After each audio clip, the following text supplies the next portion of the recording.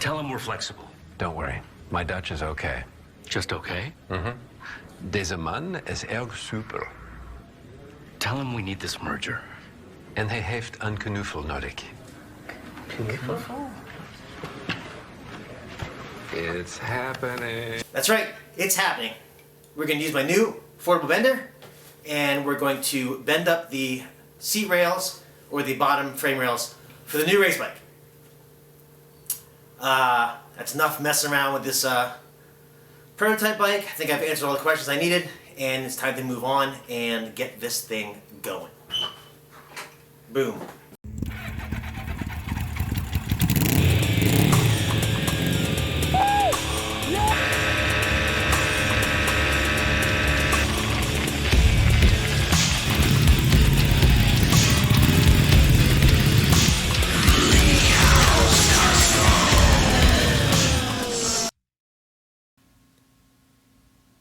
That's enough drawing for now. Let's get with the actual building.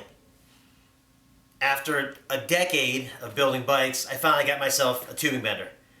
I've been getting by with the old Harbor Freight pipe bender, but now I'll be able to actually bend steel tube without kinking or deforming or flattening it out. Well, at least that's the theory. Never actually tried this thing. So, with that said, we'll give this a shot. I've got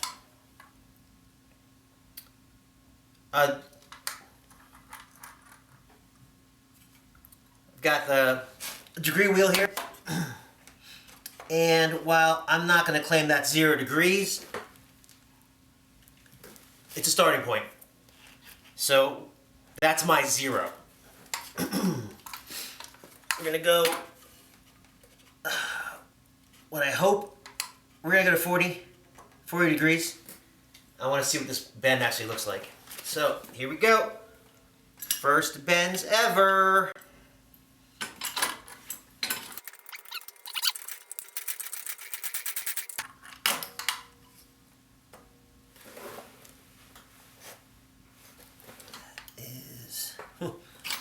That's only 10.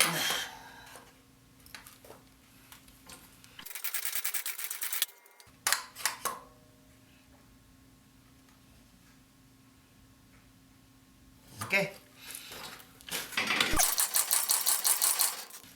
Oh, almost there. Almost there.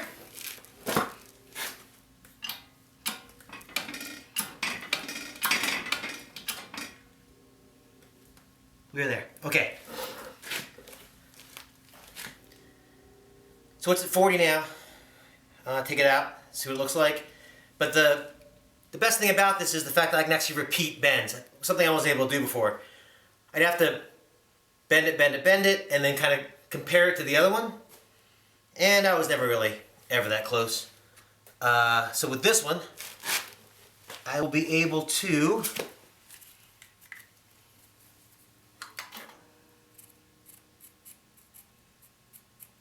mark that and basically bend the next one the same exact way. Yay me! Stoked. Alright, so this is pretty cool. Hopefully you can see it. I mean, that's a really nice bend. Not a lot of deformity at all. The seat width is going to be just about 6 inches wide, which puts it to the outside of each carburetor. This is the rail that I'll be sitting on. It'll go straight like that, somewhere very close to there, and that bend, again, if everything was out of the way, would point the tube right at the bottom of the neck. And I think this is going to work. So starting from here, I sit in this area here, somewhere around, say, 50 inches from the neck. I can't see. Okay, yeah. So started the tape there, and we're right about where the neck is going to end up. Now, here's where my gorilla math comes into play.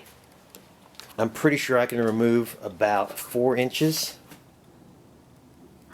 from where the neck is currently to the front of the engine, and I'm also pretty sure I can remove 3 inches in between where the engines sit right now. Like if I can get the, can't see it, but if I can get the header to butt up against the back of the engine, that's about 3 inches right there. 50 minus 7, that'll put me at 43. So that's, once this whole thing gets squunched up, the back of my butt, back of me bum, the back of me bum should be right at about 43 inches. So I'll go to 45.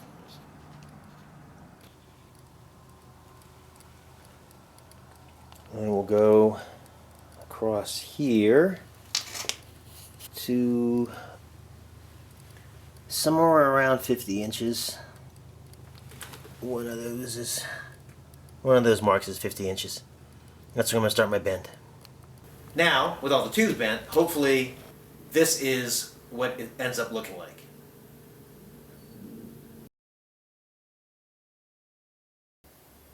So that's another episode of Free Cost Customs. Thanks for stopping by. Next episode, we're going to go and build the top tube out of 1.5 inch round tube.